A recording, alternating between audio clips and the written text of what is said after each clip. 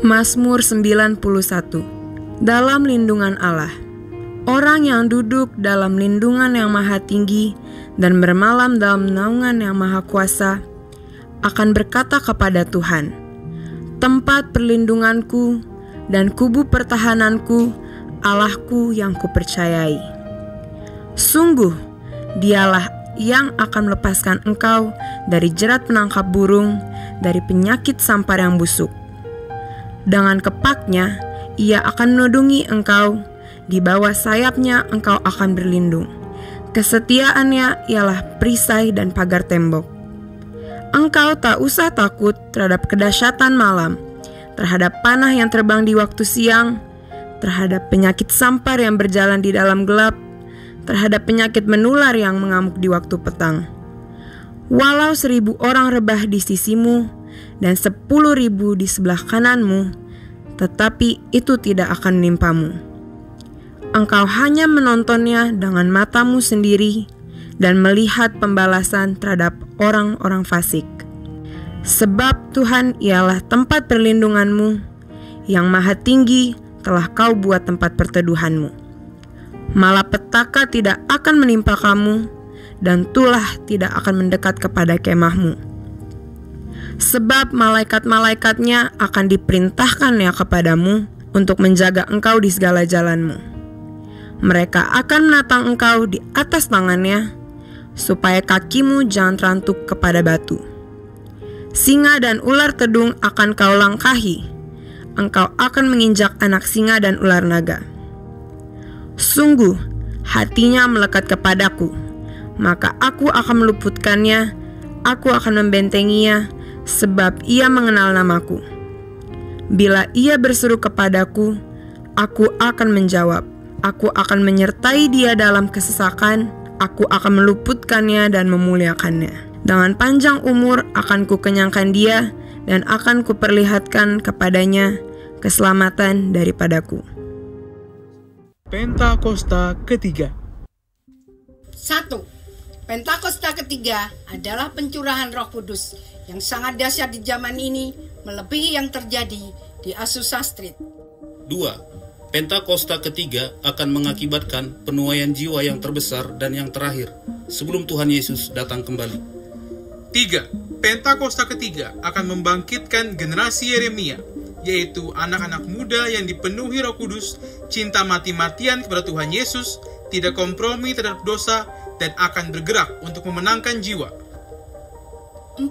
Pentakosta ketiga lahir di Indonesia yang bergerak ke bangsa-bangsa. Gerakan ini dari timur ke barat dan akan kembali ke Yerusalem. 5. Pentakosta ketiga akan memberikan kuasa untuk menyelesaikan amanat agung Tuhan Yesus, dan setelah itu Tuhan Yesus datang kembali.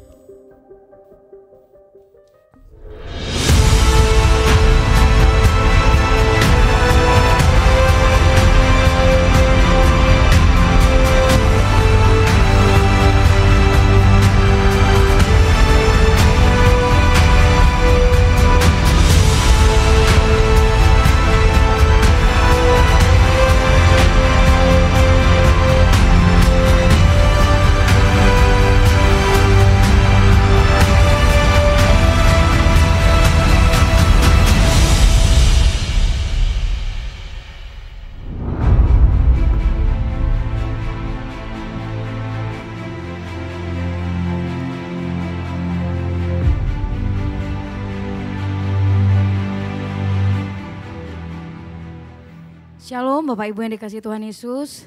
Shalom, selamat hari Minggu. Saudara bersukacita di rumah Tuhan. Yang bersukacita sekali saya katakan shalom. Shalom.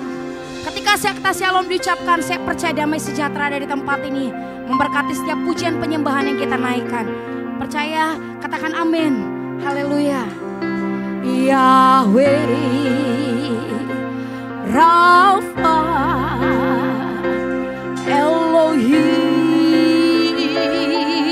Shaddai Jireh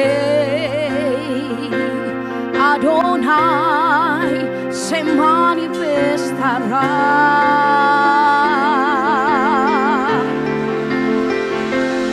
Yahweh Rafa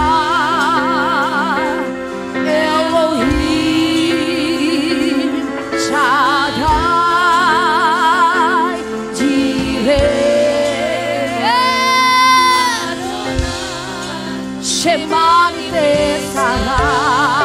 Yahweh,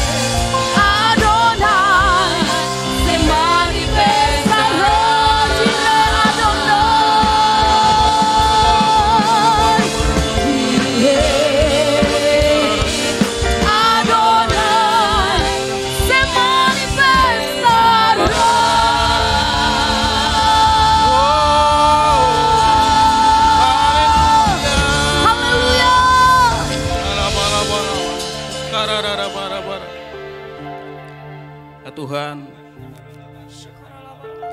oleh karena anugerah-Mu ya Tuhan, maka kami boleh berjumpa dengan Engkau Allah kami. Maka pagi ini Tuhan, kami bisa menyembah Engkau Allah yang besar. Kami bisa memuji Engkau Allah yang besar.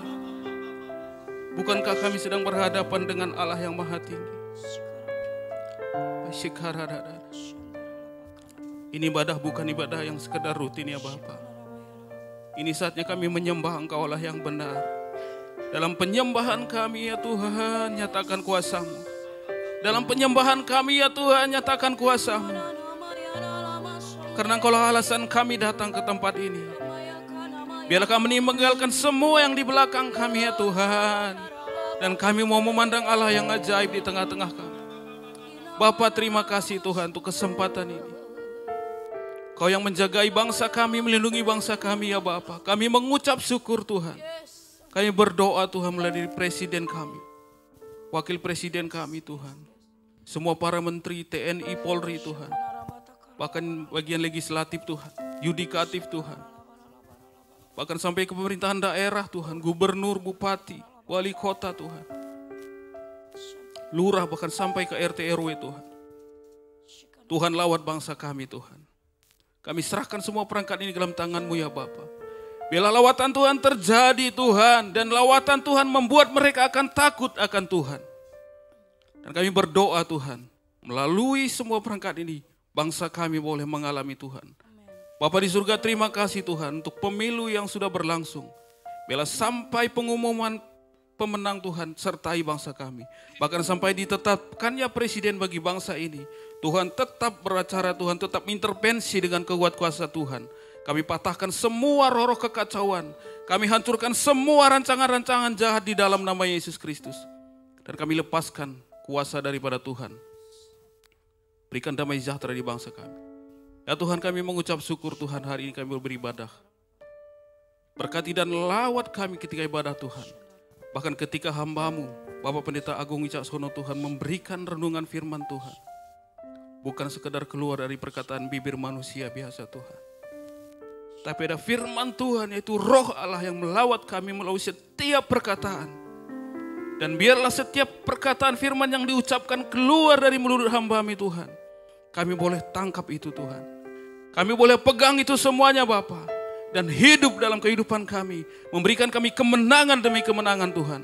Sekali lagi urapi hamba-Mu Pak Agung Tuhan. Mengalir pengurapan Tuhan. Mengalir kuasa Tuhan. Mengalir hikmat Tuhan. Dan dia bukan manusia biasa lagi Tuhan. Tapi ada hadirat dan urapan itu akan menuntun setiap perkataan. Berkati beliau, berkati keluarga beliau, istri dan anak semua Tuhan. Di dalam nama Yesus Kristus. Kami ucap syukur Tuhan. Semua kami yang hadir di tempat ini. Bahkan yang ikut melayani Tuhan, berkati semuanya. Jemaat Tuhan, berkati dan lawat semuanya Bapak. Ketika umat-Mu, jemaat-Mu keluar di tempat ini, mereka boleh mengalami kemerdekaan oleh firman Tuhan. Di dalam nama Tuhan Yesus Kristus. Terima kasih Tuhan, terima kasih. Kami serahkan semua waktu ke dalam Tuhan. Ketika kami menyembah Tuhan, memberikan persembahan kepada Tuhan, mendengarkan firman Tuhan. Bila Roh Kudus membajak hati kami dan mengarahkan setiap perhatian kami fokus kepada Tuhan saja. Bapa terima kasih Tuhan. Untuk anak-anak-Mu sekolah minggu Tuhan. Hari ini akan mereka ibadah dan kami akan berdoa untuk mereka Tuhan. Dan kuasa Tuhan turun atas mereka Tuhan melalui pengurapan dari hamba-Mu.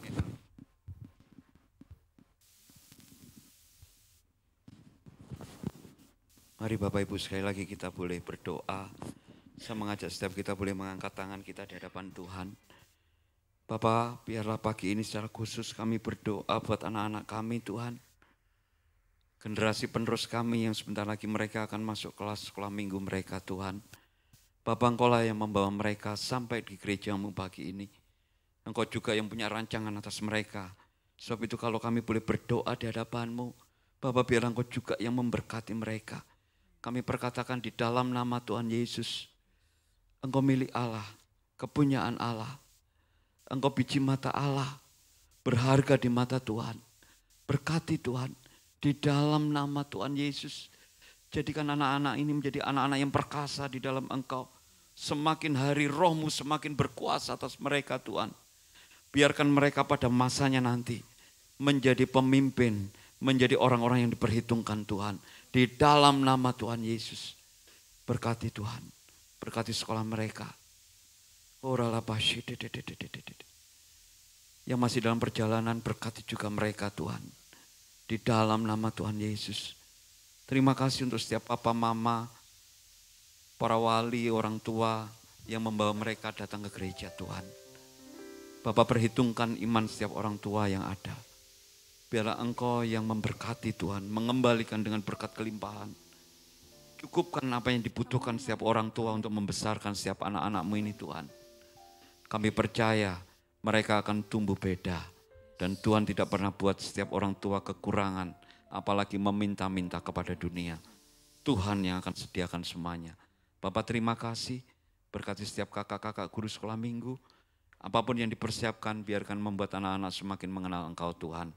Di dalam nama Tuhan Yesus, kami serahkan sekolah minggu kami. Haleluya. Yang sepakat sama-sama kita boleh katakan, amin. Silakan duduk kembali Bapak Ibu. Kita akan bersama-sama mendengarkan VOP untuk minggu ini.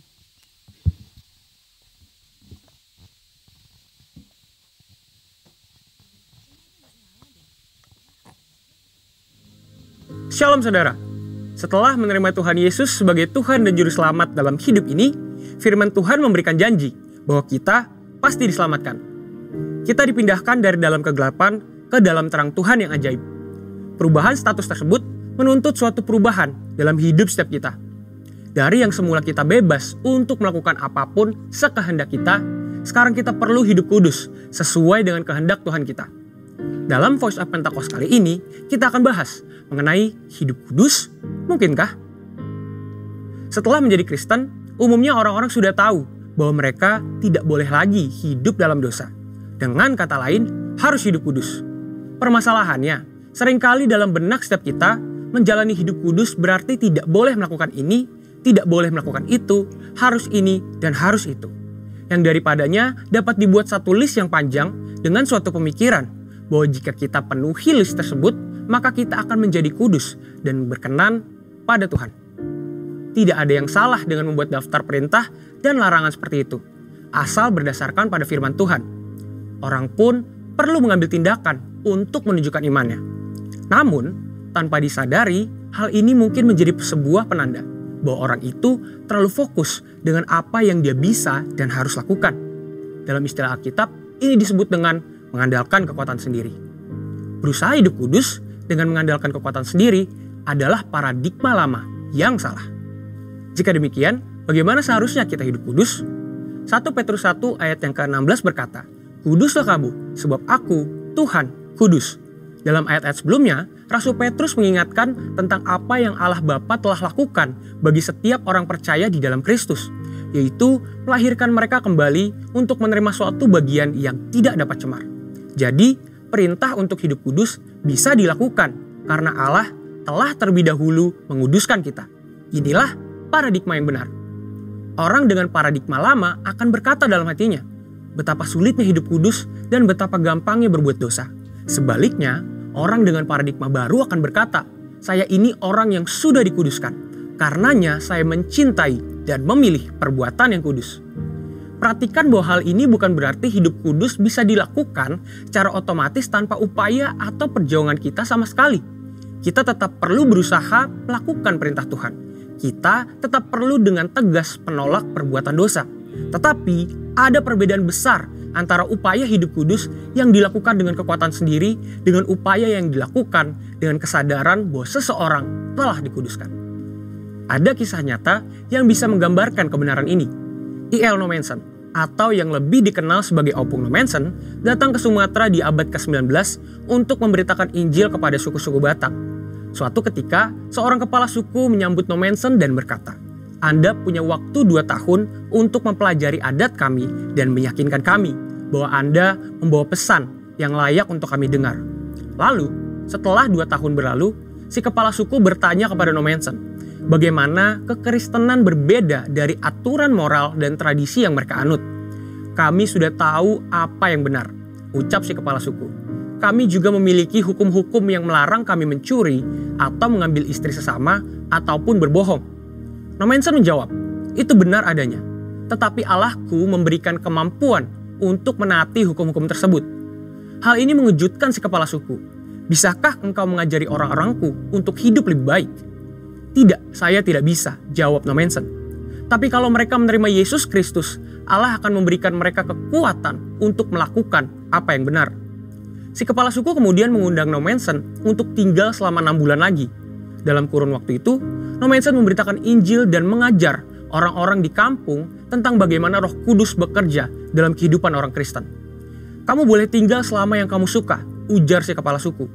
"Agamamu lebih baik dari agama kami, karena Allahmu berjalan bersama manusia dan memberikan mereka kekuatan untuk melakukan hal-hal yang ia minta." Haleluya!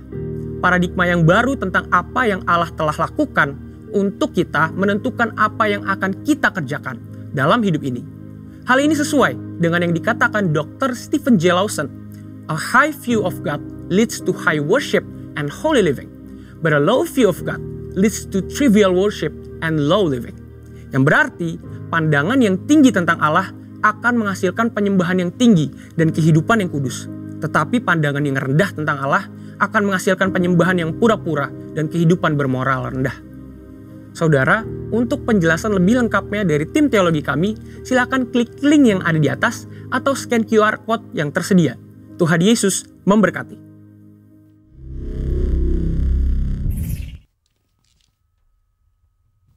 Haleluya, puji nama Tuhan. Sekali lagi saya menyapa shalom. Selamat hari Minggu, saya undang bangkit berdiri. Bapak Ibu di tempat ini percaya bahwa setiap hari dijadikan Tuhan itu baik, amin. Bapak Ibu percaya setiap hari dijadikan baik, boleh lambaikan tangannya, boleh salam samping kiri, katakan hari ini hari yang baik dijadikan Tuhan. Haleluya, haleluya. Kami percaya setiap hari itu baik Tuhan.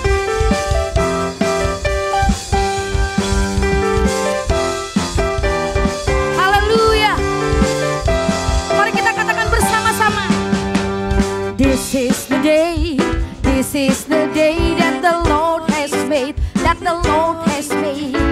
I will rejoice and be glad in it, and be glad. Katakan this is the day.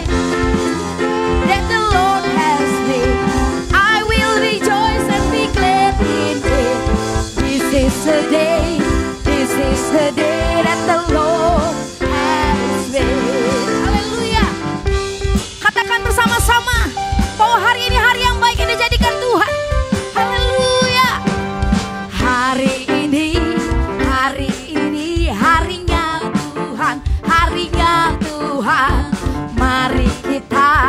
Mari kita bersukaria, bersukaria. Hari ini harinya Tuhan. Mari kita bersukaria. Hari ini harinya Tuhan. Bapak Ibu, mungkin ada yang bertanya-tanya kenapa lagu sekolah minggu. Saya diberkati dengan pujian ini Bapak Ibu. Seminggu ini anak saya menyanyikan lagu ini. Dan tiba-tiba dia bertanya, Mama setiap hari itu baik tidak? Dan saya langsung diam, setiap hari baik. Kalau setiap hari baik berarti kita harus bersuka cita. Dan setiap hari dia nyanyi hari ini. Dan saya diberkati dengan lagu ini. Ketika hari ini mungkin kita merasa tidak baik. Ketika mungkin minggu ini kita merasa tidak baik. Pegang janji Tuhan bahwa setiap hari Tuhan jadikan baik. Amin. Mari katakan sekali lagi. Hari ini harinya Tuhan. Yes. Kami bersuka cita. Karena Tuhan begitu baik. Yes. Hari ini harinya Tuhan. Mari kita bersukaria. Hari ini harinya Tuhan. Sekali lagi hari ini harinya Tuhan. Hari ini harinya Tuhan, harinya Tuhan. Mari kita bersukaria, bersukaria. Hari ini harinya Tuhan. Mari kita bersukaria. Yes. Hari ini giranglah. Oh giranglah. Oh giranglah. Oh giranglah. Yes. Tuhan Yesus amat cinta pada saya. Oh giranglah. Oh giranglah. Oh giranglah. Tuhan Yesus sangat cinta pada saya. Katakan dengar dia panggil nama saya. Dengar dia panggil nama saya. Dengar dia panggil namamu. Dengar dia panggil nama saya. Juga dia panggil tunjuk kiri kanan dia katakan. Dengar dia panggil nama saya. Dengar dia panggil namamu. Amin. Dengar dia panggil nama. Haleluya. Juga dia katakan ku jawab ya Tuhan. Ku jawab ya. Ku jawab ya. Amin. Ku jawab ya Tuhan. Ku jawab ya Tuhan. Katakan oh giranglah. Oh giranglah. Kami bersuka cita di rumah Tuhan. Karena kami tahu di rumah Tuhan ada kelepasan, ada kesembuhan, ada sukacita. Yes. Oh giranglah. Oh giranglah. Oh giranglah. Tuhan Yesus cinta pada saya. Katakan ya Yesus baik. Ya Yesus baik. Ya Yesus baik. Ya Yesus baik. Dia baik. Ya Yesus baik. Ya Yesus baik. Amin. Ya Yesus baik. Ya Yesus baik. Dia baik. Ya Yesus baik. Sekali lagi. Ya Yesus baik. Amin.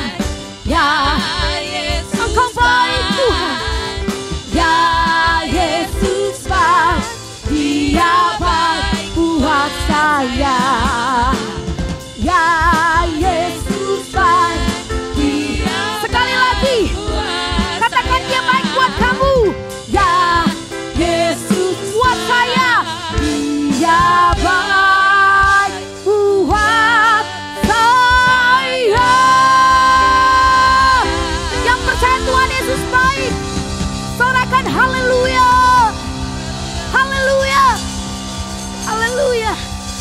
Haleluya. Silakan duduk kembali. Sambil salam samping kiri kanan katakan, Tuhan Yesus terlalu baik buat kamu. Amin. Yes. Mari katakan, Tuhan Yesus terlalu baik. Bapak Ibu percaya Tuhan Yesus baik. Amin. Tidak ada satupun rancangannya yang gagal buat saya dan saudara. Amin. Saya bersuka cita sampai menangis Bapak Ibu. Karena Tuhan Yesus itu terlalu baik. Terlalu baik. Kita mungkin yang suka lari. Tapi Tuhan itu terus memegang kita dalam tangannya. Ketika kita lari ke kanan ke kiri. Tuhan bilang ayo berjalan kembali. Haleluya. Mari tundukkan kepala kita berdoa. Tuhan, kami bersuka cita pagi ini. Karena kami mengenal Tuhan yang hidup. Pagi ini kami mau bilang kami bersuka cita ada di rumah Tuhan. Karena setiap hari baik. Setiap hari adalah anugerah bagi kami. Kami percaya firman-Mu Tuhan. Tuhan memberkati setiap kami Tuhan. Tuhan memberkati setiap kami. Tidak ada rancangan-Mu yang gagal dalam hidup kami.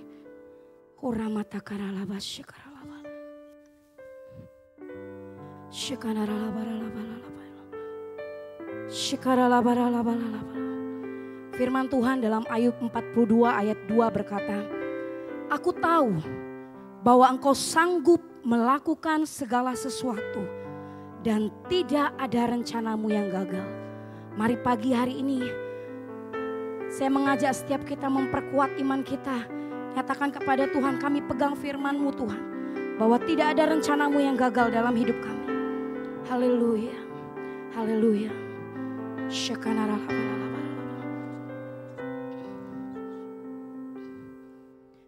Ajarku mengerti saat jalan-Mu tak bisa kulihat. Kau tetap setia, ingatkan ku lagi, hidupku ada di dalam tangan-Mu. Rancangan-Mu Tuhan, indah dan mulia. Tuhan tak pernah gagal, sanggup buktikan janji setiamu untuk selamanya. Imanku berkata, Tuhan tak pernah gagal. Mari kita sama-sama belajar lagu ini Bapak Ibu. Ajarku mengerti saat jalan-Mu tak bisa kulihat. Kau tetap setia, ingatkan ku lagi, hidupku ada di dalam tangan-Mu. Amin. Rancangan-Mu Tuhan, indah dan mulia. Tuhan tak pernah gagal, sanggup buktikan janji setiamu untuk selamanya. Imanku berkata, Tuhan tak pernah gagal.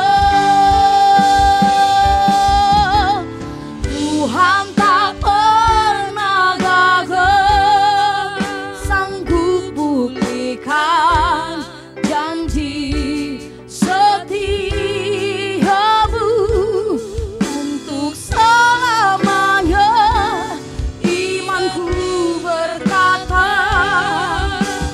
Tuhan tak pernah, katakan Tuhan tak pernah gagal. Tuhan tak pernah gagal, sanggup pulihkan janji setiamu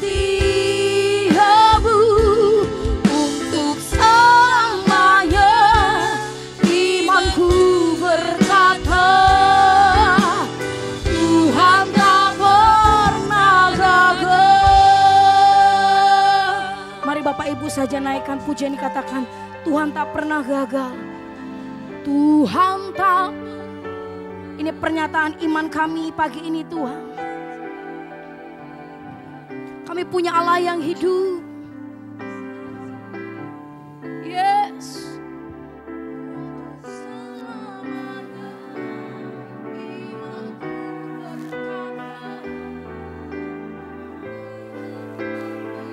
Biar musik saja naikkan pujian ini.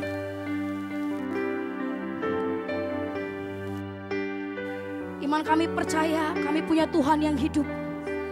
Tuhan yang merencanakan yang terbaik dalam hidup kami. Tuhan yang kami sembah, Tuhan yang setia dulu, sekarang, sampai selama-lamanya. Kalau saat ini kami belum melihat jalan-jalan yang terbuka bagi kami Tuhan. Tetapi biar pagi ini mata iman kami boleh terbuka.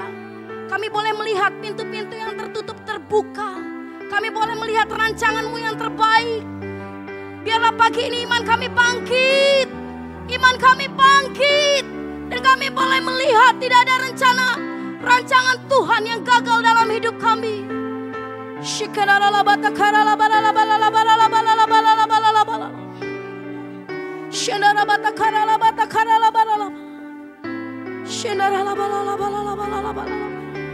Yes.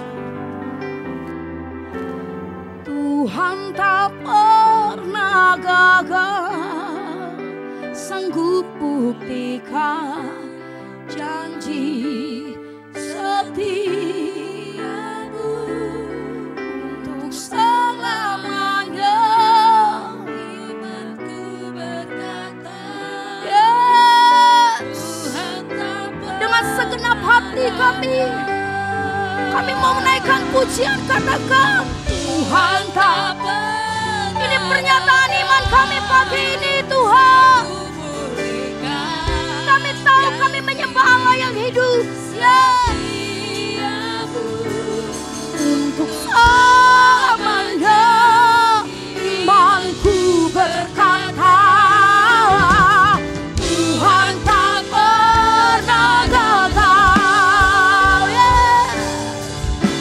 Tuhan tak pernah gagal, sanggup buktikan setiamu untuk selamanya. Imanku berkata, Tuhan tak pernah. Katakan untuk selama-lamanya. Untuk selamanya imanku berkata, Tuhan tak pernah. Untuk selamanya kami percaya. Untuk selamanya imanku berkata, Tuhan tak pernah gagal.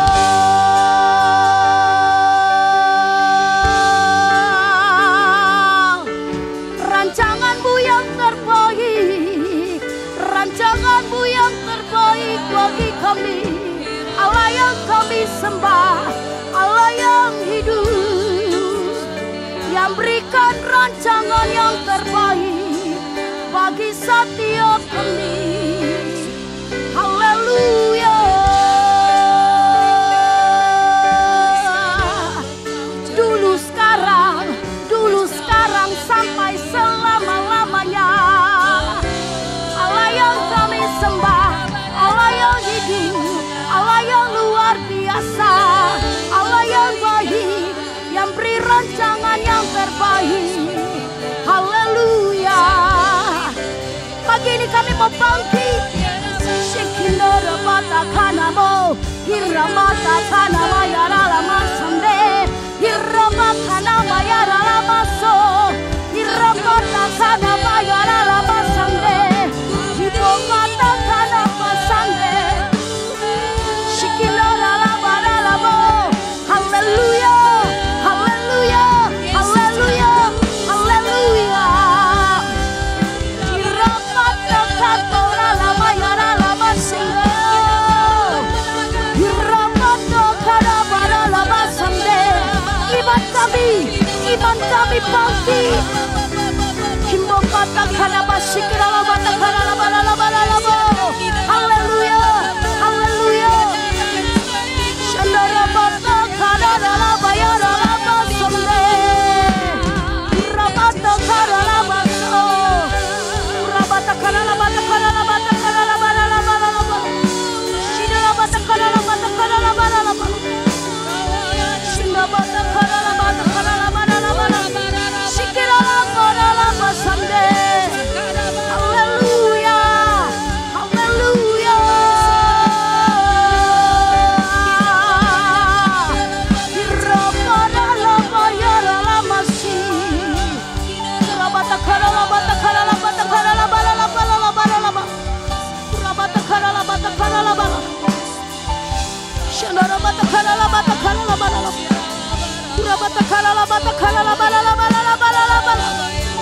Bangkit, iman kami bangkit pagi ini. Haleluya, haleluya.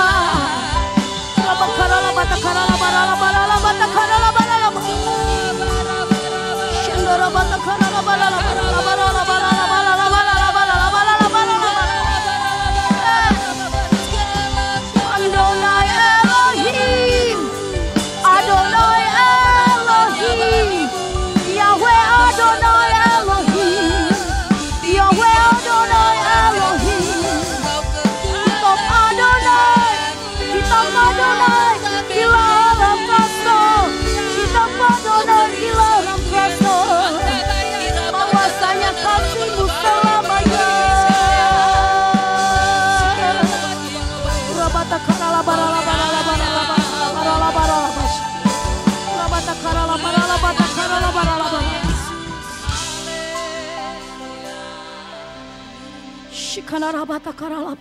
Sekalipun mata jasmani kami tidak melihat Tuhan, sekalipun mata jasmani kami tidak melihat pintu yang terbuka itu, tapi pagi ini kami imani Tuhan, mata iman kami mulai bangkit, mata iman kami mulai bangkit, dan kami akan melihat setiap pintu-pintu yang tertutup terbuka dalam nama Yesus.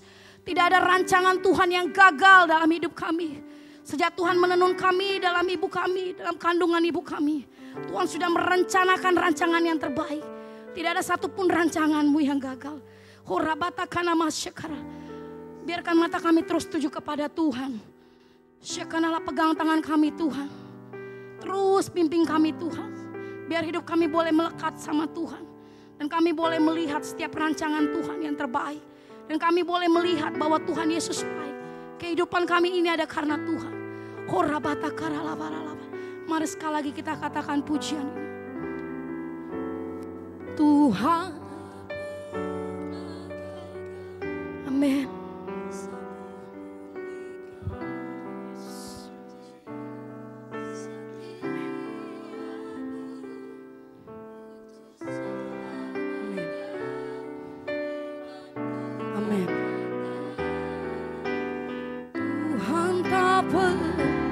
Katakan Tuhan tak pernah gagal. Tuhan tak pernah gagal. Sanggup buktikan janji setiamu untuk selamanya. Imanku berkata Tuhan tak pernah gagal. Saya udah, mari bangkit berdiri bersama-sama. Mari angkat kedua tanganmu di hadapan Tuhan. Katakan sama Tuhan. Tuhan tak pernah gagal. Sanggup pulihkan janji setiamu untuk selamanya. Imanku berkata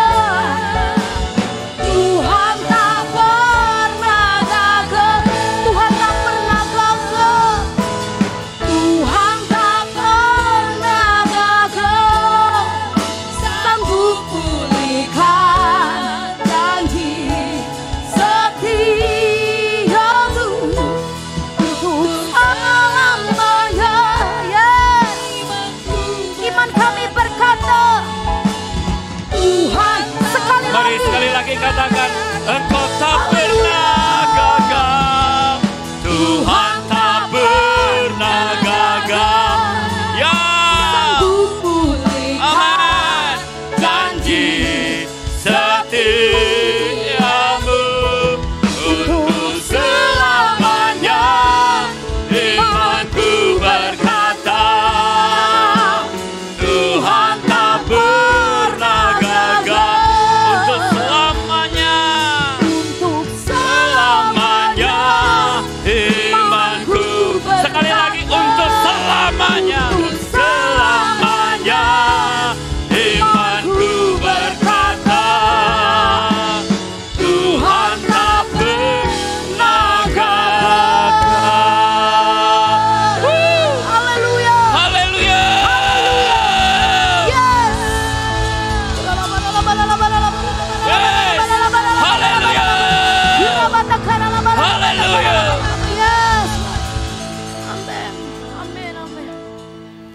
Meski dunia goncang, meski yang kami hadapi hari-hari ini ketidakpastian, satu hal yang kami lihat Tuhan, rancangan-Mu ya dan amin.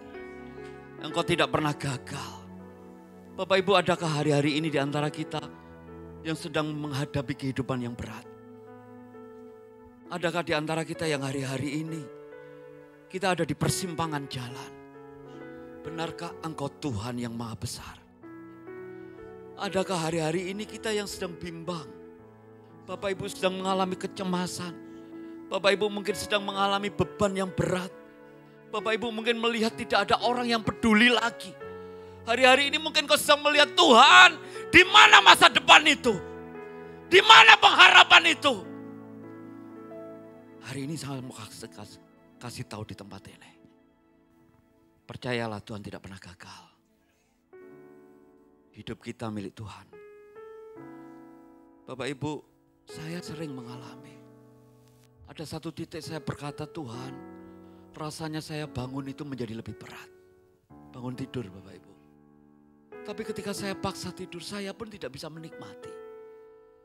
Tapi setiap saya cari Tuhan, yang aku tahu Engkau tidak pernah tinggalkan diriku. Ada kekuatan yang membuat saya bisa berpengharapan kembali. Meski mungkin masalah belum selesai. Dan kadang-kadang jawaban Tuhan bukan jawaban kita. Kadang kita seperti anak kecil, Tuhan, kalau bisa balikkan tangan semuanya selesai, kenapa tidak kau kerjakan? Tuhan seperti mengulur-ngulur waktu. Sampai akhirnya kita lupa. Tanpa sadar Tuhan selesaikan setahap demi setahap permasalahan hidup kita. Dahsyat Tuhan kita. Engkau dahsyat Tuhan. Siapakah kami ini? Kalau kami harus merenungkan siapakah kami di hadapan-Mu. Sesungguhnya kami gak layak Tuhan. Sesungguhnya bagian kami adalah terbuang, binasa. Harusnya bagian kami adalah orang-orang yang kalah. Tapi kalau hari ini kami bisa berdiri, kami katakan Tuhan tak pernah lalai. Tuhan tak pernah gagal. Tuhan tak pernah tinggalkan setiap kami. Sekali lagi nyanyikan di hadapan Tuhan. Haleluya. Tuhan tak pernah gagal, sanggup buktikan janji setiamu untuk selamanya. Imanku berkata, Tuhan tak dengan iman, sungguh katakan Engkau Tuhan. Tuhan tak pernah gagal. Yes, Yesus Kristus namanya. Lakukan bagianmu, sungguh dahsyat bagi kami Tuhan. Untuk selamanya. Ayo lebih lagi di hadapan Tuhan. Bapak Ibu, lebih lagi. Ayo dengan sorak-sorak.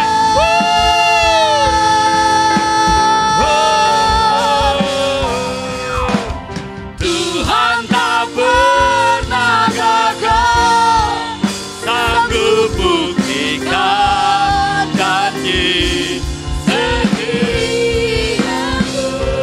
untuk selamanya. Imanku berkata, Tuhan tak pernah gagal untuk selamanya. Imanku berkata, Tuhan tak pernah. Ayo dengan iman bersuara untuk selamanya Tuhan. Untuk selamanya. Imanku berkata, Tuhan tak pernah gagal.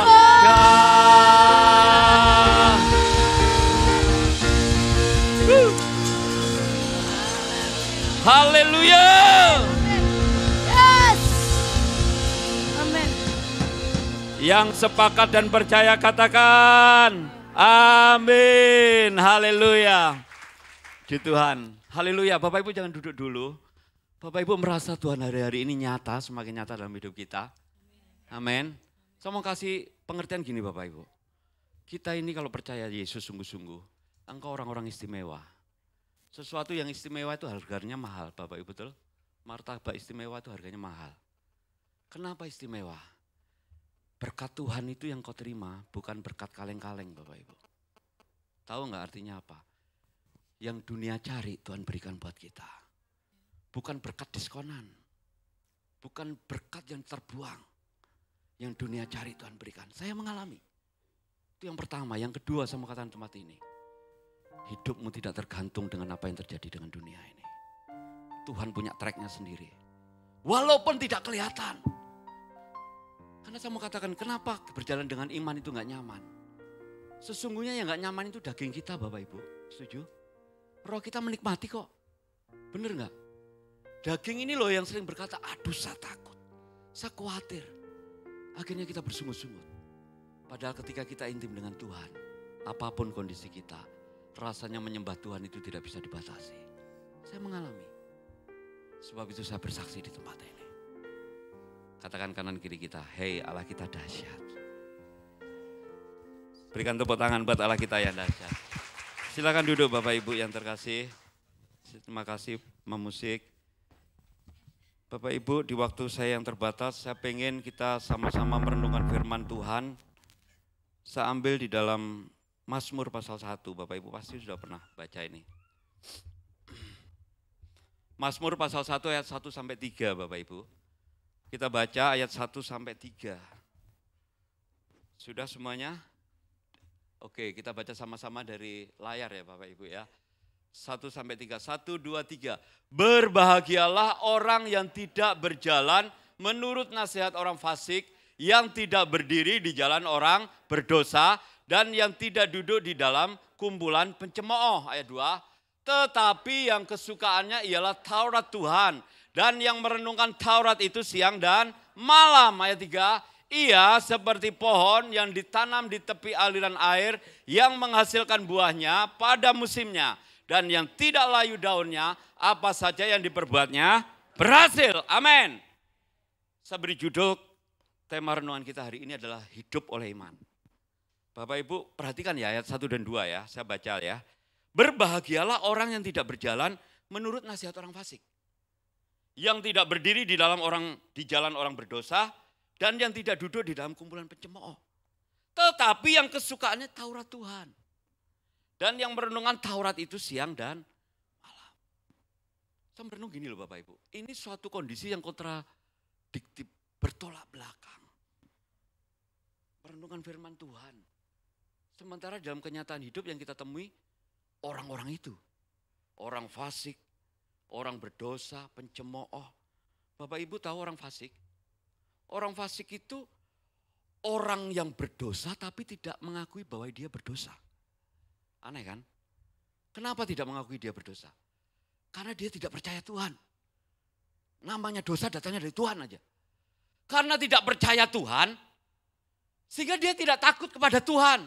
Makanya Alkitab, Tuhan membenci orang-orang fasik. Jujur, dalam kenyataan hidup sering kita temui orang seperti ini, betul Bapak Ibu? Apapun sikat, apapun kasar, segala cara bisa dilakukan, betul? Dikatakan di sini, berbahagialah. Saya tuh merenung, kenapa Tuhan sampai berkata berbahagialah? Kenapa Tuhan dia bilang, jangan berjalan menurut nasihat orang fasik. Jangan berdiri di jalan orang berdosa. Jangan duduk dalam kumpulan pencemooh. Enak banget ya. Tuhan bilangnya berbahagialah. Ya udahlah, mending kita di rumah aja lah ya. Anak kita kungkung di rumah aja. Karena berbahagia. Bapak Ibu kalau buka Alkitab versi Amplified Bible, bahagia itu definisinya ada 3, ada 4. Itu definisinya adalah bukan orang yang sekedar bahagia. Orang yang diberkati. Pertama diberkati dengan kebahagiaan. Yang kedua fortunate, diberkati dengan keberuntungan. Yang ketiga prosperous, diberkati dengan kemakmuran. Bayangkan, itu kalau kita ayat 1 kita bisa kerjakan. Itu semua.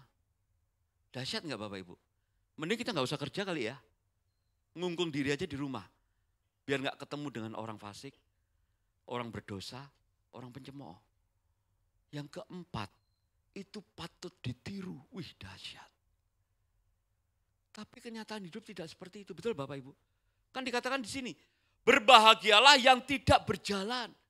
Hidup ini berjalan, setuju Bapak Ibu? Saya nggak mungkin seharian di rumah. Saya nggak mungkin dari kecil sampai saya usia sekarang ini di rumah terus. Jadi beban orang tua. Percayalah, engkau tidak akan menjadi bahagia. Hidupmu akan semakin tertekan. Tapi kita harus berjalan. Show must go on. Hidup kita harus tetap berjalan. Tapi dikatakan jangan berjalan menurut nasihat orang fasik. Orang fasik berarti orang seperti tadi. Dia enggak mengenal yang namanya dosa. Apapun kalau membuat dia menang, membuat dia kaya, dia akan lewati. Kadang-kadang di dunia politik seperti itu Bapak Ibu ya. Segala cara bisa ditempuh. Saya berdoa tidak ada di Indonesia. Tidak berjalan menurut nasihat orang fasik. Bapak Ibu bayangkan.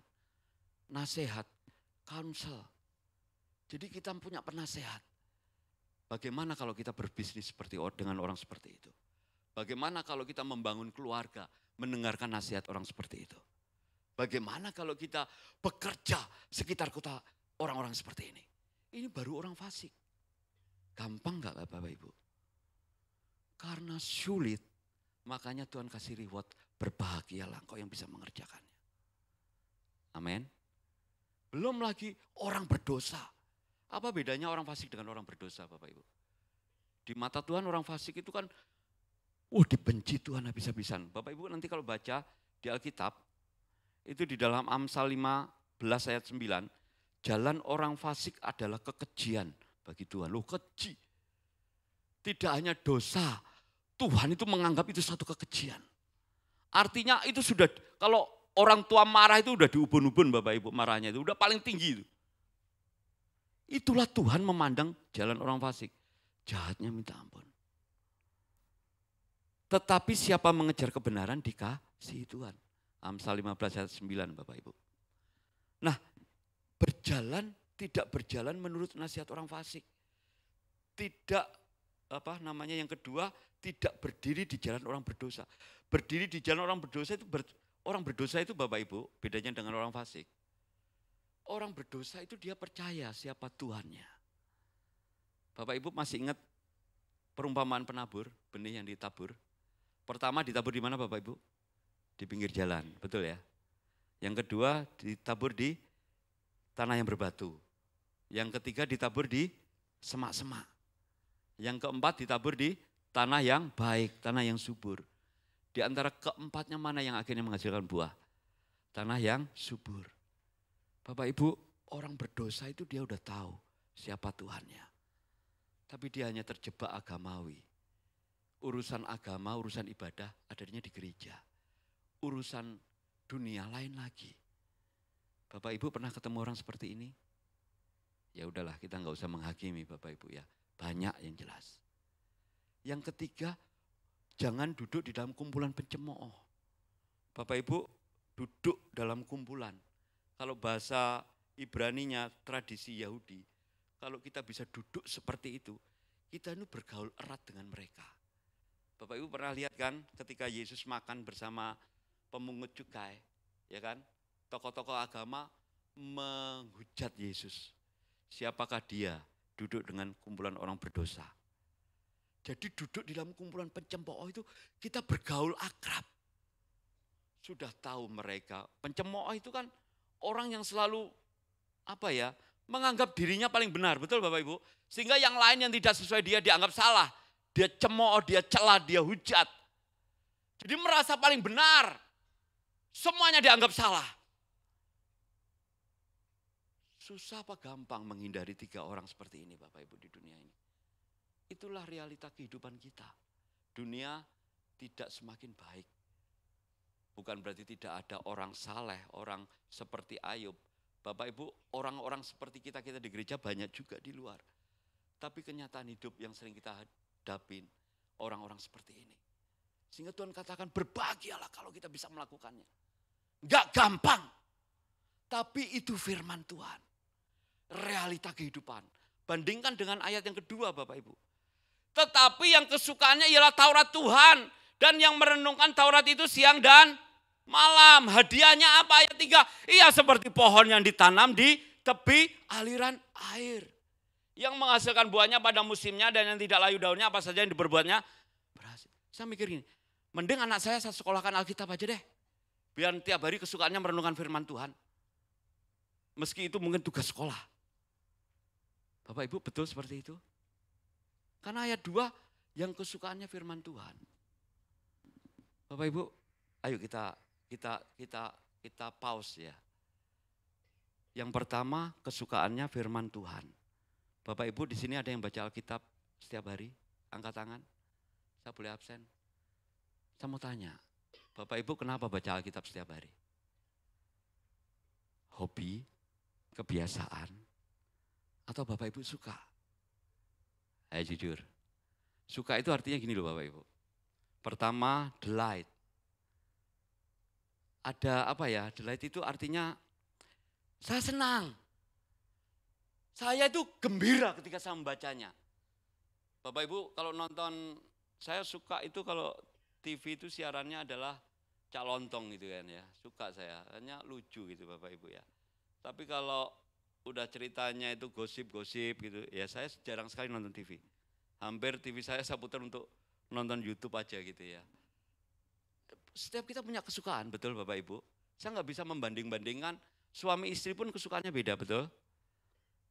Apalagi dengan anak-anak kita yang lebih milenial gitu ya. Anak saya paling kecil sukanya K-pop Bapak Ibu. Saya kalau di mobil nyanyinya itu saya bilang gini, saya tambah cemas dengar lagu K-pop. Karena saya ngebeatnya saya nggak bisa menikmati. Tapi anak saya bisa menikmati. Kesenangan kita beda-beda.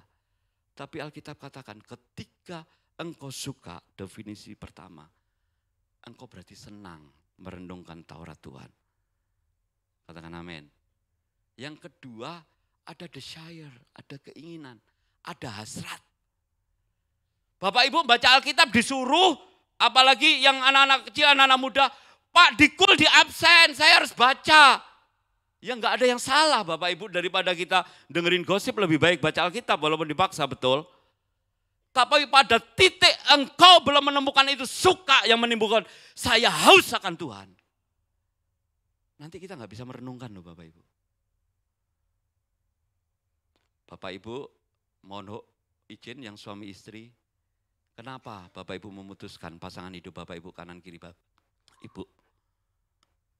Ada yang di sini karena kisah Siti Nurbaya, karena desakan paksaan orang tua.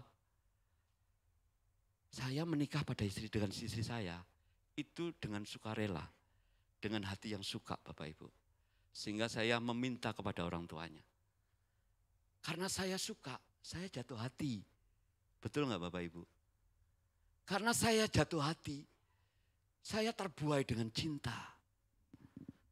Ada di sini yang pernah pengalaman dengan Tuhan cinta mula-mula. Itulah namanya cinta mula-mula. Engkau akan dibuat haus dengan firman Tuhan. Rasanya nggak perlu harus tutup pintu, buka Alkitab di meja kursi, lampunya dibuat remang-remang supaya kita bisa nuansanya tenang, baru baca Alkitab baru masuk. Di mobil pun engkau bisa jingkrak-jingkrak, tapi diberkati firman Tuhan. Saya kalau baca Alkitab baca, tapi rasanya rema itu nggak bisa tiap hari itu 10 ayat jadi rema terus. Seminggu sekali satu mungkin. Tapi itu terngiang-ngiang terus di pikiran. Oh Tuhan kenapa? Jadi dari saya suka, jatuh hati. Kenapa saya jatuh hati? Karena saya terpesona, betul Bapak Ibu? Kan tadi saya tanya, suami istri, adakah di antara dikau yang menikah karena Siti Nurbaya? Enggak ada kan? Kenapa engkau bisa jatuh hati? Terpesona hati saya. Kenapa saya terpesona firman Tuhan? Bukan karena firmannya, pribadinya yang membuat saya. Saya dulu diperbudak dengan kesibukan. Kerja, target. Tapi saya tidak menemukan yang namanya kepuasan hati. Ketika saya dijamah Tuhan, saya terpesona siapa Allah yang saya sembah. Seperti yang kita nyanyikan tadi loh Bapak Ibu.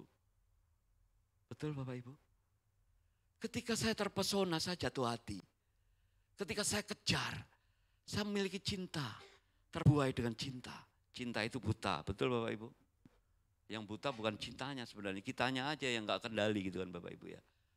Tapi itu membuat kita haus, tidak dibatasi waktu. Baru setelah itu berikutnya dikatakan ayat 2 apa? Dan yang merenungkan Taurat itu siang dan malam. Bapak Ibu artinya merenungkan itu kalau menurut saya gini loh. Ketika saya merenungkan firman Tuhan, saya itu kan merefleksikan apa yang sudah saya kerjakan. Betul Bapak Ibu? Apa yang saya alami, mungkin itu berkat Tuhan, mungkin itu cobaan yang Tuhan izinkan, beban berat yang saya izinkan, yang Tuhan izinkan. Saya benturkan dengan firman Tuhan yang merema dalam hidup saya. Itu merenungkan. Ketika saya benturkan, saya bisa menangis. Ketika saya benturkan, saya bisa sadar, oh saya salah. Ketika saya benturkan, ada kekuatan ekstra yang membuat saya bisa berlari-lari walaupun saya menghadapi masalah. Bapak Ibu mengalami? Itulah yang namanya ada kegairahan yang baru. Masalah masih ada. Tapi percayalah kalau Tuhan berikan kekuatan, berarti Tuhan juga sediakan jalan keluarnya. Itu merenungkan akibatnya apa? Ketika saya terima kekuatan itu, ketika saya merasakan ada sesuatu yang harus saya rubah. Saya itu akhirnya merefleksikan, saya harus ngapain ke depannya. Jadi firman itu seperti membuat saya itu terpesona bagaimana Tuhan ada dalam hidup saya. Makanya dikatakan merenungkan firman itu siang dan malam. Bukan makan di restoran siang malam, pagi siang malam. Pagi siang sore Bapak Ibu ya. Pagi sore ya, udah mahal lagi ya gitu ya Bapak Ibu ya. Kalau Bapak Ibu mau entertain saya boleh. Maksudnya apa pagi, apa siang malam? Berkelanjutan. Enggak ada istilahnya pause dulu Tuhan, capek saya merenungkannya. Berarti Bapak Ibu menggunakan kekuatan manusiawi sendiri. Kalau engkau masuk di dalam hadirat Tuhan, ada kekuatan yang tadi, engkau tidak akan capek, benar. Walaupun masalah enggak selesai-selesai. Orang lain menganggap, kok kamu bisa ya? Itu yang membuat kita berubah. Setuju Bapak Ibu? Bapak Ibu ayat 3, Bapak Ibu kalau buka di Alkitab yang elektronik. Itu kan ada bintangnya Bapak Ibu ya belakangnya ya, betul gak sih? Bapak Ibu coba klik Mazmur pasal 1 tadi, ayat 3, bintangnya. Sudah Bapak Ibu? Dapat ya? Dapat gak Bapak Ibu? Ada bintangnya, yang iPhone biasanya enggak ada. Itu dapatnya Yeremia pasal 17, betul ya? Ayat 8. Coba Mas Elmo buka di sini Yeremia pasal 17 ayat 8. Geser ayat 7 dulu. Atau ayat 8 dulu deh, ayat 8. Balik lagi. Kan tadi sudah stop sini ya. Kalau tadi dikatakan kan ayat 3, Mazmur 1, kan dikatakan gini. Ketika kita, kesukaan kita Taurat Tuhan. Taurat itu hukum loh Bapak Ibu. Mana enaknya sih merenungkan hukum itu ya? Enggak ada enaknya kan, betul loh Bapak Ibu? Mending cerita novel, mending cerita-cerita lucu. Ada yang membuat kita menarik gitu ya. Tapi hukum. Tapi tadi tuh kesukaannya firman Tuhan. Merenungkan firman siang dan malam. Maka ia seperti pohon yang ditanam di tepi aliran air. Nah seperti ini loh. Sebenarnya kalau ayat 3 tadi kan, wih apa saja yang diperbuatnya berhasil. Dahsyat. Tapi perhatikan ayat 8. Ini padanannya. Ia akan seperti pohon yang ditanam di tepi air. Yang merambatkan akar-akarnya ke tepi batang air, sungai. Dan yang tidak mengalami datangnya panas terik, yang daunnya tetap hijau, yang tidak khawatir dalam tahun kering, dan yang tidak berhenti menghasilkan. Bapak Ibu ayo kita renungkan ya. Ketika kita fokus di ayat 2, ini loh yang terjadi. Ia akan seperti pohon yang ditanam di tepi air. Pohon anggaplah benih. Bapak Ibu kita ini benih yang ditanam. Bisa enggak kita minta kepada Tuhannya? Bos, jangan di situ, kering tanahnya. Itu air dingin, sejuk, airnya basah, nggak bisa, betul. Terserah sama petaninya, pengusahanya. Ditanam, berarti terserah yang menanam, betul Bapak Ibu. Tapi firman Tuhan katakan apa? Seperti pohon yang ditanam di tepi air. Di tepi apa? Di dalam air Bapak Ibu. Di tepi. Tepi itu berarti ada jarak antara tempat dia ditanam dengan batang airnya. Setuju nggak? Jarak itu relatif, betul Bapak Ibu? Saya mau tanya, Anda nggak di antara kita yang merasa kita ditanam di tanah yang kering? Kita ditanam di tanah yang berbatu. Ditanam di tanah yang penuh semak-semak. Bapak Ibu percaya Tuhan sempurna rancangannya? Saya mau katakan tempat ini loh.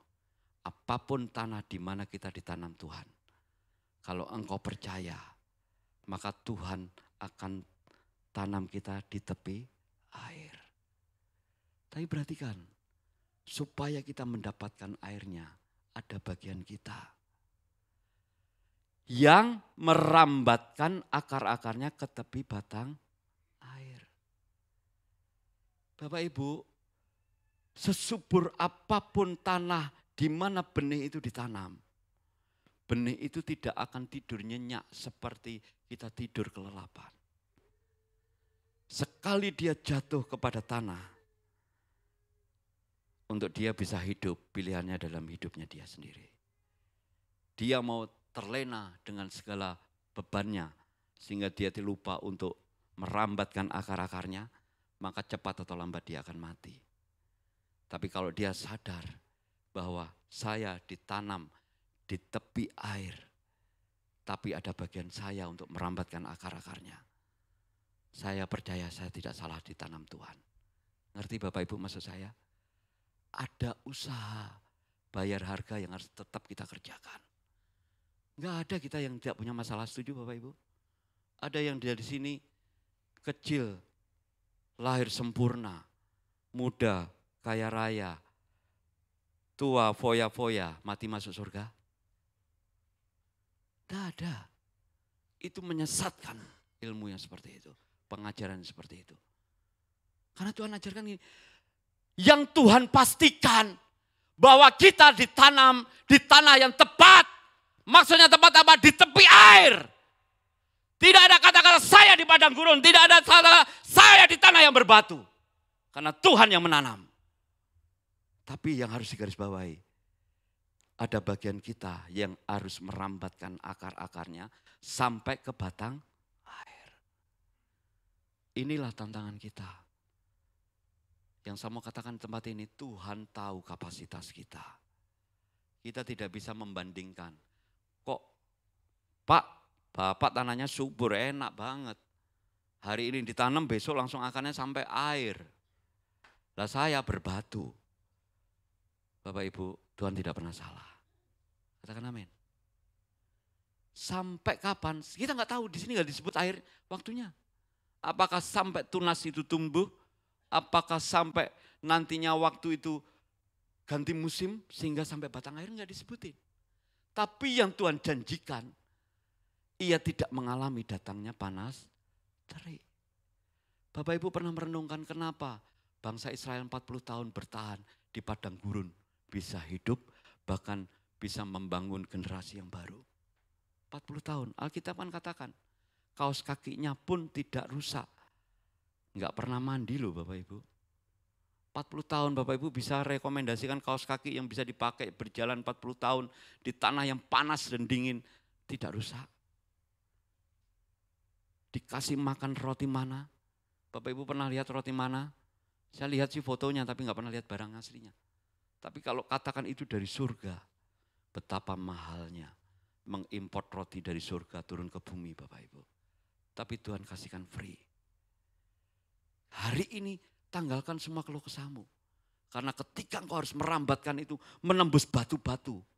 Yang Tuhan katakan bahwa engkau tidak akan mengalami datangnya panas terik. Katakan amin.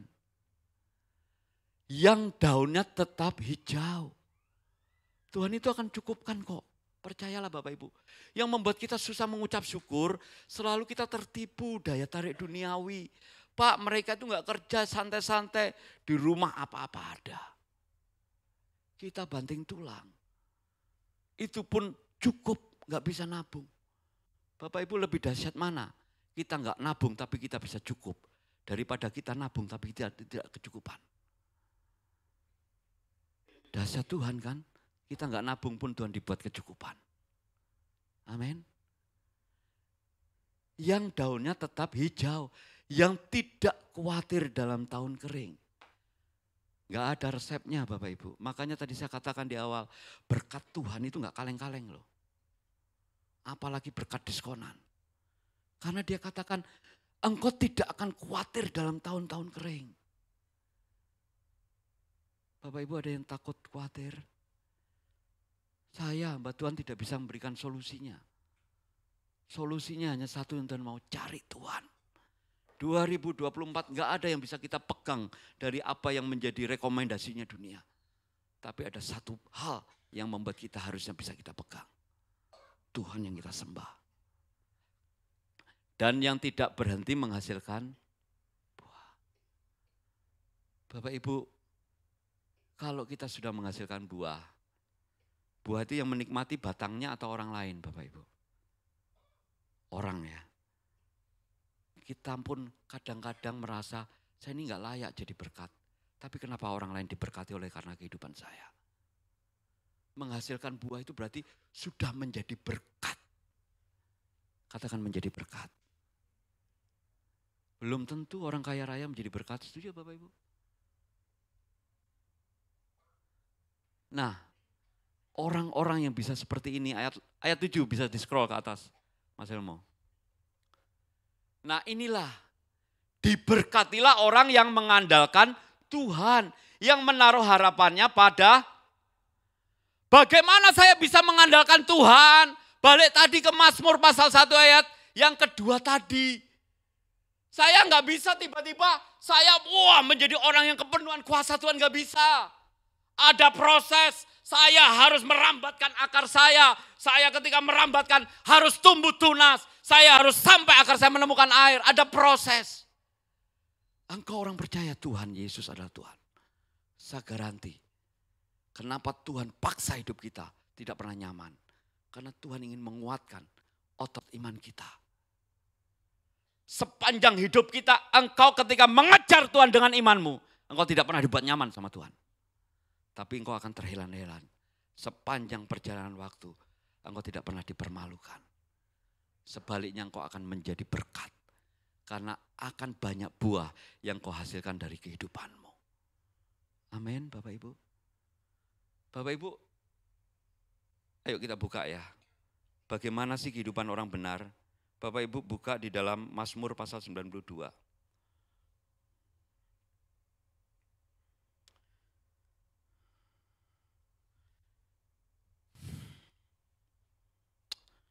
Ini loh Bapak Ibu, maksudnya orang yang tumbuh, merambatkan akarnya sehingga kita itu menjadi orang yang semakin hari mengandalkan Tuhan itu seperti ini loh.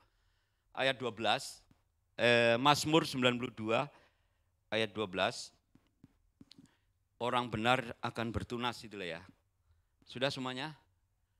Ini loh Bapak Ibu, orang benar di mata Tuhan akan bertunas seperti pohon kurma, akan tumbuh subur seperti pohon aras di.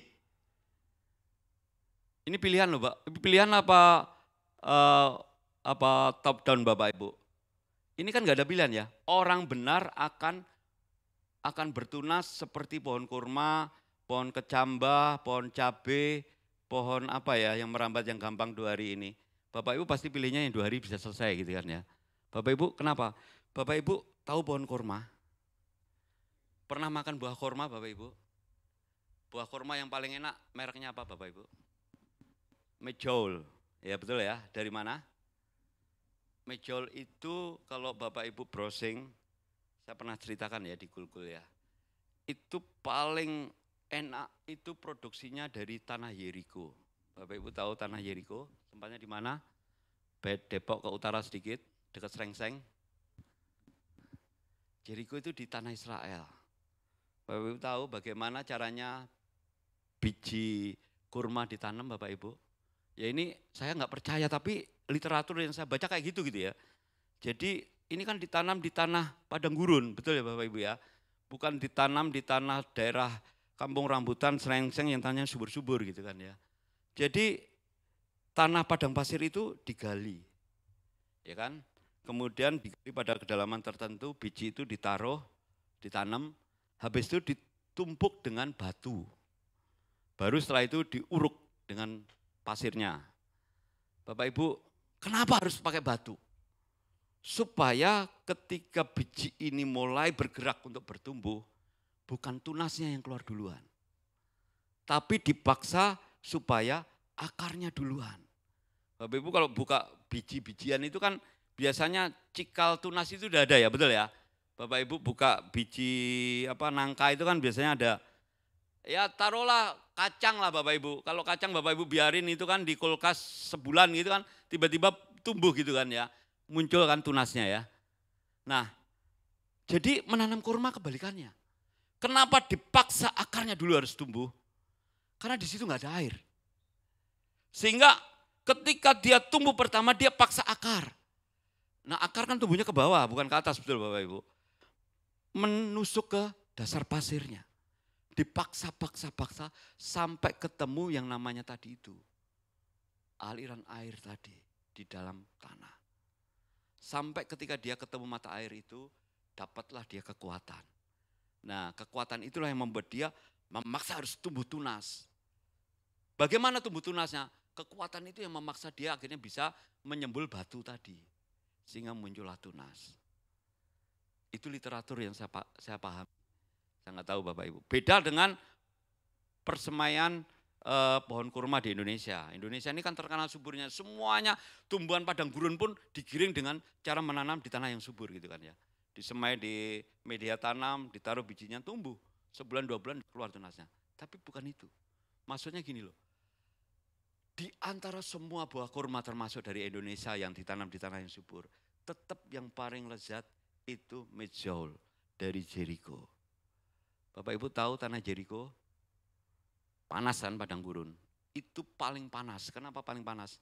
Dia itu ketinggiannya minus 400 meter di bawah permukaan laut. Semakin mendekati laut semakin panas, betul Bapak Ibu. Ini apalagi di bawahnya. Disitulah kurma terbaik di dunia ditanam. Dan buahnya kalau Bapak Ibu beli itu lezatnya minta ampun. Makanya dikatakan di Alkitab orang benar akan bertunas seperti pohon kecambah, bukan? Pohon kacang, bukan? Pohon kurma. Gak ada pilihan Bapak Ibu. Kalau engkau mau mengejar yang namanya Tuhan Allah yang perkasa, engkau akan dibuat tidak nyaman dengan kehidupanmu. Karena Tuhan akan paksa kita berjalan dengan iman. Yang kedua, akan tumbuh subur seperti pohon aras Lebanon. Bapak Ibu coba browsing bendera Lebanon. Coba di handphonenya. Bendera Lebanon itu ada 2 warna. Merah, putih, merah. Tengahnya ada gambar pohon. Betul Bapak Ibu? Ya betul ya. Pohon padi? Bukan. Pohon beringin? Bukan. Kalau Bapak Ibu buka di Wikipedia, itulah yang dimanamakan pohon aras. Pohon cedar namanya. Kenapa bangsa Lebanon sangat membanggakan pohon aras ini? Bapak Ibu kalau browsing di Alkitab, itu Salomo membangun bait sucinya bukan dengan pohon kayu jati, bukan dengan pohon kayu besi, tapi dengan pohon aras dari Lebanon. Kenapa pohon aras itu begitu diidolakan sama orang Lebanon? Dia itu ditanam di ketinggian paling rendah 1.500 mdpl, meter di bawah permukaan laut. Makanya ditulis di bukit-bukit Lebanon, sampai ketinggian 3.500. Bapak Ibu tahu ketinggian gunung rata-rata di Jawa berapa? Di bawah 3.000. Jadi kalau ditanam di atas 3.000, betapa panasnya udara di situ. Panas apa dingin Bapak Ibu? Sampai minus 25 derajat. Itulah lingkungannya, pohon aras ditanam. Nyaman gak Bapak Ibu? Saya kalau suruh milih tetap paling enak di Kalibata. Itu karena rumah saya di situ Bapak Ibu. Tapi Tuhan katakan akan tumbuh subur tadi bertunas di tanah yang kering, tanah yang tandus. Tapi Tuhan paksa orang benar harus bertunas seperti pohon kurma. Tapi ketika kita bertumbuh, Tuhan paksa engkau akan tumbuh subur seperti pohon aras di Lebanon. Sampai kapan Bapak Ibu? Gak ada waktunya. Sampai pohon aras itu ditebang, dipakai untuk membangun bait suci Salomo. Mungkin sampai Tuhan memanggil kita. Jadi jangan berharap saya ingin hidup nyenyak, hidup tenang ketika saya pensiun. Ketika engkau punya komitmen saya mau ngejar Tuhan, engkau akan dibuat tidak tenang. Karena Tuhan ingin pacu supaya iman kita terus kuat di dalam Tuhan. Katakan amin. Jadi Bapak Ibu ada yang merasa malang di tempat ini karena banyak masalah. Bersyukurlah kita punya masalah. Artinya ada proses yang menguatkan iman saya. Saya nggak habis pikir Tuhan, apa Tuhan ini salah mendesain saya? Apa saya ini orang yang paling nakal sehingga harus bertunas seperti pohon kurma. Harus tumbuh subur seperti pohon aras di Lebanon. Bapak Ibu pohon aras itu kalau Bapak Ibu browsing di Alkitab, itu kan perjanjian lama ada ketika orang kena sakit kusta, itu harus dipercikkan pakai minyak pohon aras. Jadi bukan ini mujizat terjadi, ya mujizat sembuh. Jadi kalau menurut medical modern, itu jadi daun pohon aras itu mengeluarkan biokimia yang bisa menyembuhkan orang sakit kusta. Dahsyat enggak? Alkitab itu loh, Tuhan itu dahsyat bukan Bapak Ibu. Dipukul-pukul, dipercik-percik pakai daun pohon aras yang kena sakit kusta. Tuhan tidak berikan kenapa jawabannya apa. Tapi bisa sembuh. Sepangin berjalannya waktu ternyata mengandung obat yang bisa menyembuhkan sakit kusta. Itu pohonnya Bapak Ibu, umurnya bisa sampai 1000 tahun. Tegak lurus. Pohon aras itu kayak pohon cemara itu loh Bapak Ibu. Tahu pohon cemara kan? Bukan kayak pohon mangga yang belok-belok kanan kiri gitu. Jadi tegak lurus. Jadi bisa berumur sampai 1000 tahun menjulang tinggi di atas gunung. Bayangkan itu. Itu kalau sudah tua pohonnya ditebang, itu pohonnya kebiru-biruan batangnya. Itu kalau kena cahaya bisa memendarkan cahaya. Kayak fosforens gitu loh. Jadi bisa memandarkan cahaya gitu loh. Dahsyat enggak? Itu bukan pohon yang ditanam 1 tahun bisa ditebang Bapak Ibu. Dan bukan yang ditanam di tanah yang subur. Tapi Tuhan berikan kekuatan yang ekstra. Jadi ayo bangkit. Engkau kalau menunggu sampai saya semuanya terjawab, engkau tidak akan pernah menemukan. Tapi kalau engkau mau melangkah, ini bagian saya Tuhan.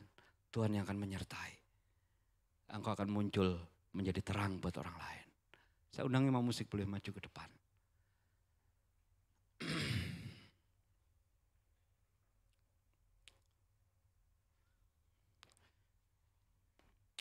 Haleluya.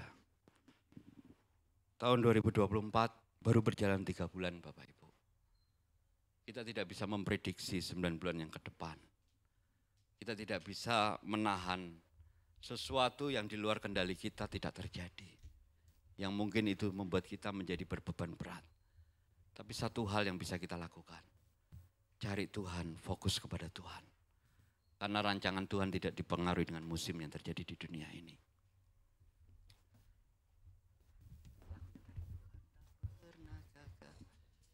Haleluya. Saya undang kita semuanya bangkit berdiri. Tetap dalam posisi doa.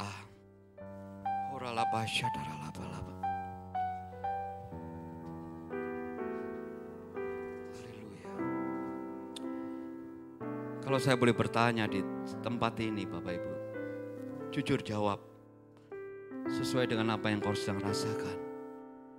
Adakah hari-hari ini engkau yang ingin menyelesaikan waktumu dengan cepat kepada Tuhan? Atau engkau adakah di antara kita hari-hari ini rasanya tidak ada pengharapan di dalam Tuhan? Bapak Ibu, Kalau boleh memilih, kita boleh memilih, Tuhan jangan jadikan saya seperti biji pohon korma. Atau tumbuh subur seperti pohon aras. Tapi Tuhan tidak berikan pilihan Bapak Ibu. Yang Tuhan hanya katakan given. Pokoknya kalau engkau mau jadi orang benar, hadapi kenyataan itu. Engkau akan diproses seperti pohon kurma bertunas. Dan ketika kita bisa menghadapinya, engkau akan dipaksa tumbuh seperti pohon aras, tumbuh di bukit-bukit Lebanon. Tapi Yeremia pasal 17 tadi katakan, orang yang mengandalkan Tuhan. Mengandalkan itu, Bapak Ibu, bagaimana kita bisa mengandalkan Tuhan? Pertama, engkau pasti melekat kepada Tuhan. Setuju? Seorang anak ketika dia takut dan membutuhkan pertolongan orang tua, saya percaya pertama yang dia lakukan, dia akan mencari orang tuanya. Dia akan berlari sembunyi di balik orang tuanya. Karena yang dia tahu hanya orang tuanya yang sanggup menolongnya. Kalau engkau ingin mengandalkan Tuhan, cari Tuhan. Raih Tuhan. Tuhan bisa dirasakan kehadirannya. Tuhan bisa dirasakan keberadaannya. Ketika engkau berdoa, engkau mengalami perjumpaan dengan Tuhan, engkau bisa merasakannya. Roh Kudus bisa kita rasakan ada di dalam kehidupan kita.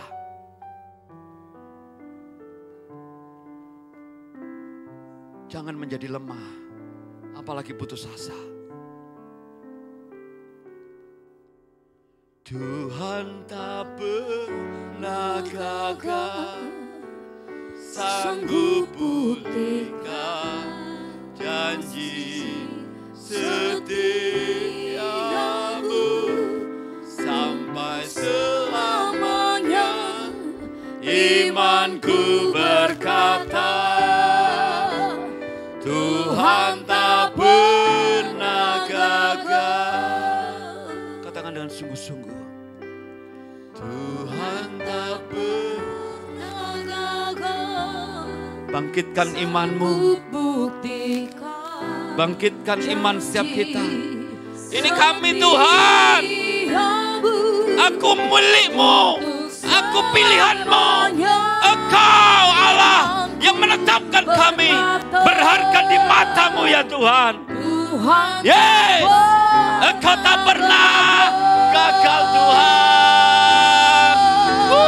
Tuhan tak pernah gagal, sanggup pulihkan janji setiamu untuk selamanya. Kami terima iman itu Tuhan. Engkau Allah tak pernah gagal. Ya, katakan dengan iman. Tuhan tak pernah gagal, sanggup buktikan janji setiamu untuk selamanya. Imanku berkata, Tuhan tak pernah gagal. Selamanya imanku berkata, ya Tuhan tak pernah gagal. Untuk selamanya imanku berkata, Tuhan tak pernah gagal.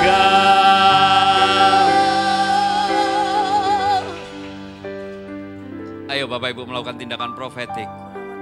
Katakan dalam dirimu masing-masing, Tuhan tak pernah gagal. Punya rancangan dalam hidupku, Tuhan tak pernah gagal. Perkatakan, Tuhan tak pernah gagal. Tunjuk dirimu, Tuhan tak pernah gagal. Janjinya setia, Tuhan tak pernah gagal. Tuhan tak pernah gagal membuktikan janjinya setia tetap terjadi dalam kehidupanku. Tuhan tak pernah gagal. Aku imani, aku pegang janji Tuhan. Tuhan tak pernah gagal. Di dalam nama Tuhan Yesus. Terima kasih Tuhan. Engkau yang mengangkat beban setiap kami. Engkau yang menyembuhkan sakit kami. Engkau yang memberikan kekuatan ekstra buat setiap kami. Dan kami mau melangkah. Biarkan terus kami merambatkan akar-akar kami Tuhan. Sampai pada titik batang air itu Tuhan. Di dalam nama Tuhan Yesus. Yang sepakat sama-sama katakan. Amin. Berikan tepuk tangan Bapak Ibu. Terima kasih, silakan duduk. Saya percaya setiap kita diberkati dengan kebenaran firman Tuhan pagi hari ini. Dan pagi hari ini kita akan bersama-sama mendengarkan kesaksian pujian dari adik-adik SMK 8. Kami persilakan.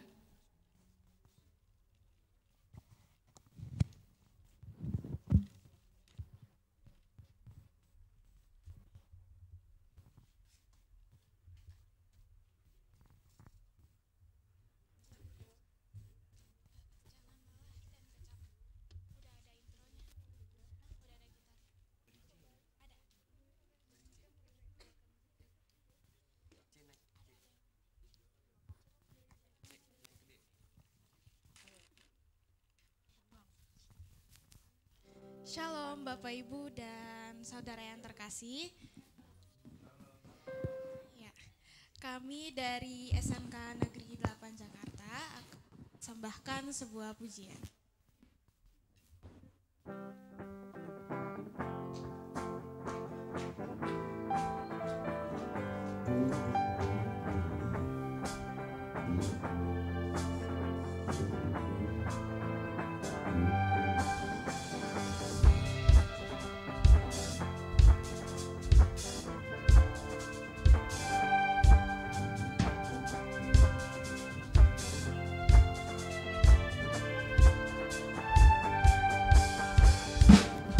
Ucaplah dan lihatlah betapa baiknya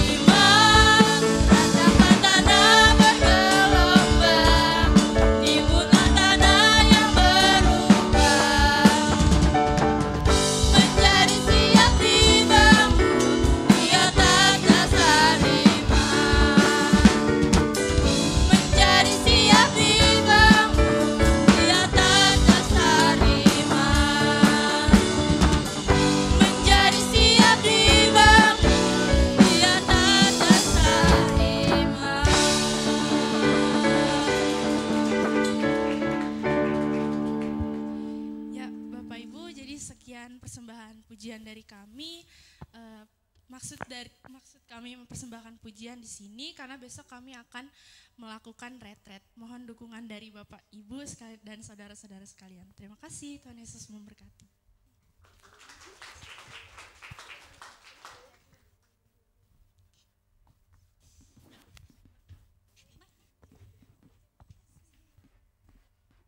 Wow, haleluya, luar biasa ada adik kita ya. Suaranya diberkati sekali. Bapak Ibu diberkati? Haleluya, terima kasih adik-adik. Kiranya Tuhan diberikan kemudahan, kelancaran, bahkan mendapatkan sesuatu yang baru dari Tuhan untuk retret besok ya. Pak Yohan ya, luar biasa Pak, semangat Pak. Ya Bapak Ibu, sebentar kita ada pengumuman dan besok Bapak Ibu adalah tanggal 11 Maret, jadi ayo kita persiapkan, kita juga akan berangkat pukul 7. Yang naik bis, yang pakai mobil sendiri bisa langsung ke sana dan ya ini. Jadi ayo Bapak Ibu kita siapkan hati kita karena saya percaya besok adalah acaranya Tuhan. Pasti kita akan mendapatkan sesuatu yang baru dan tentunya semangat yang baru, iman yang lebih lagi gitu. Seperti tadi kata Pak Agung bahwa kita berjalan dengan iman ya. Saya percaya kalau hari-hari ini ya lagi nggak enak gitu kok kayaknya tadi enak banget ya. Apa saja yang dilakukan pasti berhasil. Percayalah orang yang berjalan bersama Tuhan ujung-ujungnya pasti diberkati. Amin ya.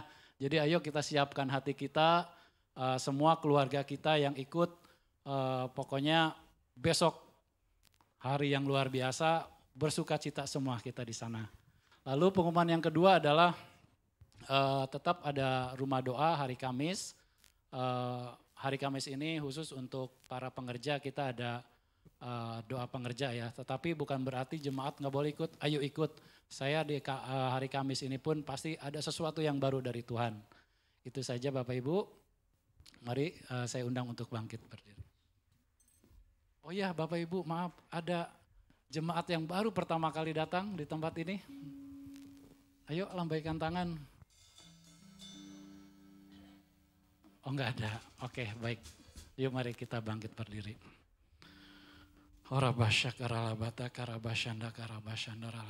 Terima kasih ya Bapak, terima kasih Tuhan Yesus pagi hari ini Tuhan.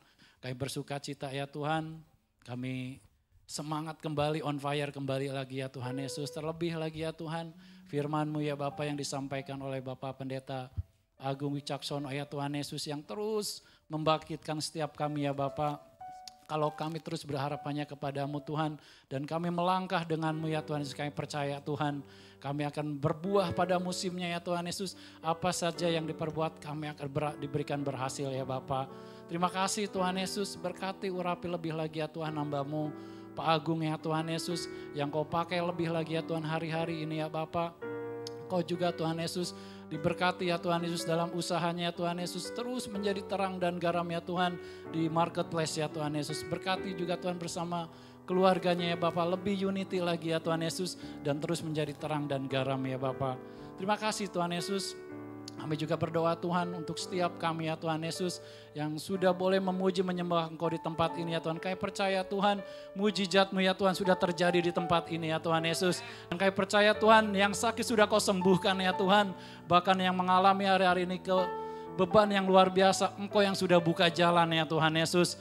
Engkau juga ya Tuhan Yesus yang terus tuntun kami ya Tuhan Yesus. Engkau yang terus ada di depan kami ya Bapa. Kau akan jadikan kami menjadi pemenang ya Tuhan. Bahkan lebih dari pemenang ya Bapa. Terima kasih Tuhan Yesus. Dan sebentar Tuhan kami juga akan mengangkat persembahan kami. Terima kasih Tuhan Yesus. Ini adalah bentuk persembahan kami ya Tuhan. Karena Engkau sudah baik Tuhan dalam kehidupan kami ya Tuhan. Biarlah Tuhan melalui persembahan ini juga Tuhan kami boleh terus Tuhan memperlebar wilayah kerajaan-Mu ya Tuhan Yesus. Berkati ya Tuhan yang sudah memberikan Tuhan. Engkau juga ya Tuhan yang berkati berlimpah-limpah ya Bapa. Terima kasih Tuhan Yesus. Kami sudah selesai ya Tuhan. Dan sebelum kami pulang Tuhan kami rindu mendapatkan berkat dari hamba-Mu. Mari Bapak Ibu sama-sama kita akan mengakhiri ibadah kita dengan menerima berkat yang terbaik daripada Tuhan. Angkat tangan kita kepada Tuhan, arahkan hati kita tertuju kepada Tuhan. Dan terimalah berkat Tuhan. Biarlah berkat damai sejahtera Allah yang melampaui segala akal. Bahkan berkat jasmani, berkat rohani Tuhan curahkan berlimpah-limpah-limpah. Kemanapun kita melangkah, baik untuk diri sendiri, keluarga, bahkan buat di mana kita ditempatkan Tuhan. Oleh karena nama Yesus anak Allah yang kita sembah dan penyertaan Roh Kudus yang sempurna. Mulai hari ini, esok, bahkan sampai selama-lamanya. Di dalam nama Tuhan Yesus yang percaya dan sepakat sama-sama kita boleh katakan amin. Tuhan Yesus memberkati. Yahweh